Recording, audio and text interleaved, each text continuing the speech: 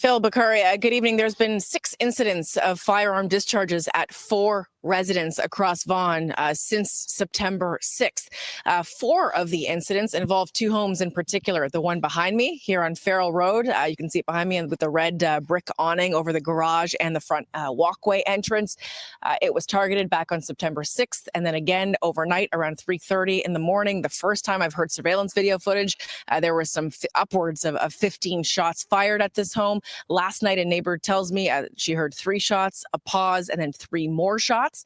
Another home on Allison Ann Way, about 600 meters from where we're standing, also targeted twice, the same 2 nights, September 6th overnight, and again last night. In both of those incidents, and in all of the incidents, actually, thankfully, no one was injured by this gunfire. The homes shot at, the vehicles and the driveways shot at, and it's becoming quite unnerving for the people who live here in this community. I can tell you this home on Farrell Road specifically is one that police have said has been at least linked to organized crime. What do I mean by that? Well, the person associated with this home is Alexander Vinogradsky, 39 years old, a kingpin in the tow truck industry. He was gunned down in a homicide last year. I'm told his family still lives here at this home.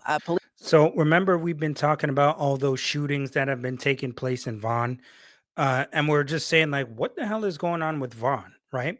And all these shootings, people just shooting up houses and all that kind of stuff.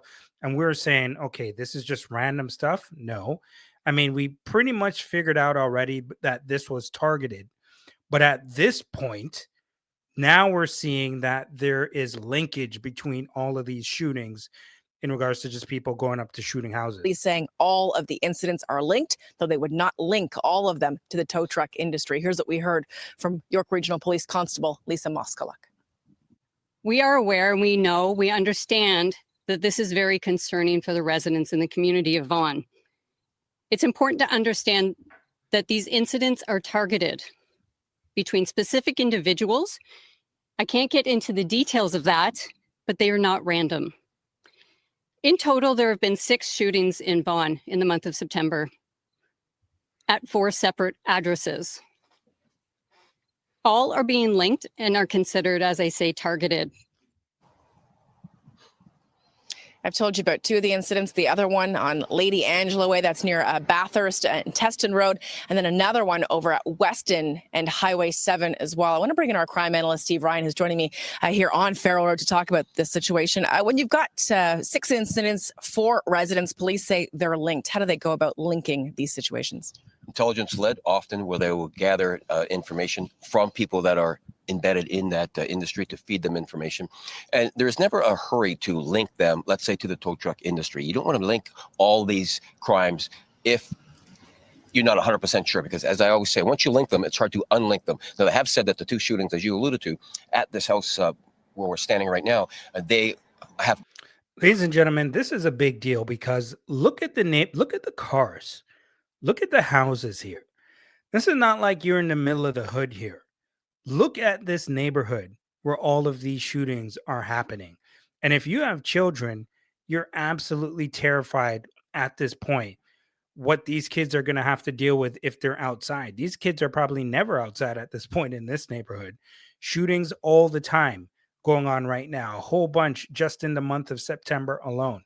And the problem is that when these things happen, you don't know what the retaliation is going to be like. You don't know if there's always going to be somebody watching for the get back. And that's a big, big part of the problem. Now, this goes back to a slain tow truck driver from the previous year. And the tow truck industry is very vicious, very vicious. Why? I don't know, but I looked some things up and I'm going to read it to you in just a little bit, because I'm wondering what the hell is going on with the tow truck industry. I mean, I've heard it's vicious. I know things go on, and there have been incidents. I remember hearing about one where there was a shootout. Was it a couple months back with these tow trucks they're driving and shooting at each other? It's a serious game out here. But at the same time, a lot of these tow truck drivers we know are young men. Is this worth dying over? Is this worth dying over? Is it really that serious?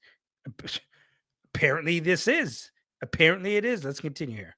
to do with the tow truck industry. The tow truck operator was shot and killed, as you said, back in 2024. So clearly, those two shootings most likely still have to do with the tow truck industry. As far as the other ones, the shootings are linked, but as far as the tow industry, the police haven't said yet whether or not they're all connected. I found the home really interesting. When I was here back on September 7th, I certainly noticed that the fortification of it. It seems like the garage doors not being able to be penetrated by bullets. Almost they just ricochet off them and dent them. The windows, the window panes are open right now. They've actually got blinds, look like metal blinds that come down as well. What does that tell you, that this family has gone this far to protect not only their home, but obviously the people inside of it as well? And It said they look like they have metal blinds and that the bullets can't really penetrate the garage. They just bounce off.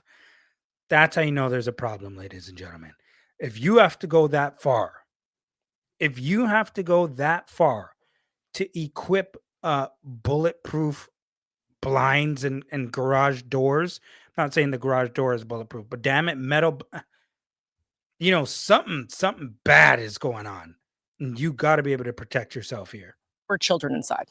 It's a threat. And even the fact that the man that was associated to this house was murdered back in 2024, those living inside that home still feel that there is some sort of threat. I have seen very few homes that are fortified like this home appears to be. The garage doors, the bullet holes or the indentations, the bullets didn't proceed through the garage doors, certainly suggests that they are bulletproof. And very few homes that I've seen fortified like this. But given the fact that the family went out and did this, certainly suggests that there is still a threat that they do perceive to be real. Police have so far arrested one person. They don't know how many suspects they're still looking for. Police saying today they believe this was a hired gun, that all of these are hired guns, using stolen vehicles. What does that say to you? Well, it's a sign of the times. Hired guns are out there in certain industries. The tow industry is no different when it comes to people willing and prepared to do the deed for the right amount of money. So now they have one person in custody. The associates, all the other associates around that person may be viable information for the police with regards to other evidence, but it's baby steps. It takes a lot of time to gather that information. Yeah, and as you and I spoke about, with the Piper Arms shooting back then, also associated to the tow truck industry, you got to get the head of the snake, right? That's what police are looking for. Steve Ryan, thanks so much for this, and of course we'll have live coverage continued at 5:30 here on CB24 as well.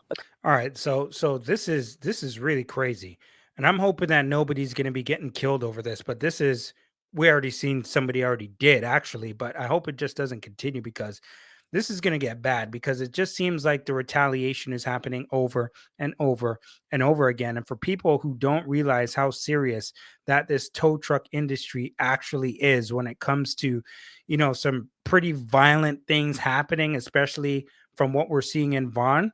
I look some things up and I'm saying, why is it so crazy? Well, why is there just pure chaos and madness when it comes to this damn tow truck industry?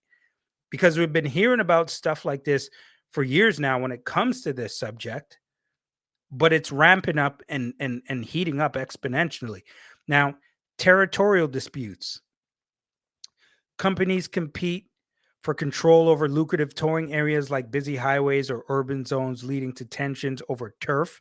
That's one reason. So I put some stuff into Grok just to give you a little bit more information to see what we can come up with. So I'm going to read some of them to you. Contract competition. Rivalries arise from bidding on exclusive contracts with municipalities, police departments, or private properties, which guarantee steady work. Poaching calls. Some companies intercept or steal towing calls meant for competitors, often by monitoring police scanners or undercutting prices. Pricing wars. Aggressive underbidding to win jobs can spark resentment as it cuts into competitors' profits and drives down industry rates. There's a couple more that I want to read to you, because reputation smearing. Companies may badmouth rivals to clients or authorities to secure more business, fostering hostility. Unethical practices, accusation of tactics like overcharging customers, damaging vehicles, or bribing for contracts create distrust and feuds. Limited work volume in areas with low demand. Companies fiercely compete for a small pool of jobs, escalating tensions.